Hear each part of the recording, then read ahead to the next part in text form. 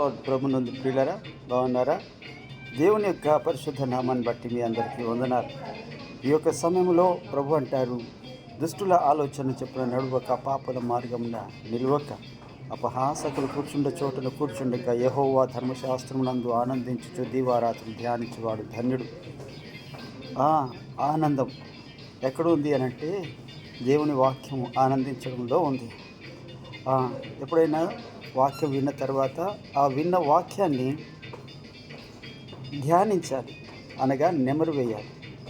ఒక ఎద్దు మరి గబగబా గడ్డిని నోట్లో నిన్ను వేసుకుంటూ అది గొంతులో దాచుకుంటుంది.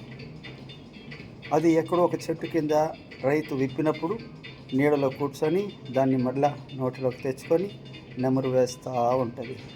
అప్పుడు దాని కళ్ళు చూడండి, భలే ఆనందంగా మరి ఉంటాయి. అంటే దానిలోని రుచిని ఆస్వాదిస్తూ ఉంటుంది. ఎప్పుడైతే వాక్యాన్ని విన్న తర్వాత, దైవ సేవకుడు చెప్పిన వాక్యాన్ని విన్న తర్వాత నీవు కూడా ఒక్కసారి ఆ వాక్యాన్ని మననం చేసుకో. మరలా ఒకసారి దానిని ధ్యానం చేయడం మొదలుపెట్టు. పరిశుద్ధాత్మ దేవుడు ఆశ్చర్యకరమైన సంగతులు నీకు బోధపరుస్తాడు.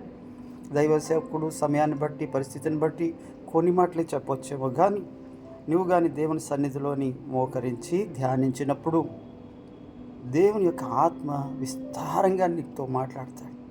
ఎలా మాట్లాడతాడంటే, ఆనందిస్తావు నువ్వు. ఇన్ని మర్మాల దేవుడు నా కోసం దాచి ఉంచాడు అని ఆనందిస్తావు.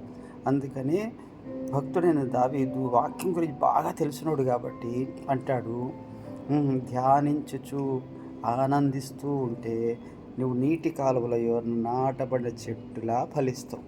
Praise the Lord. వందనాలు.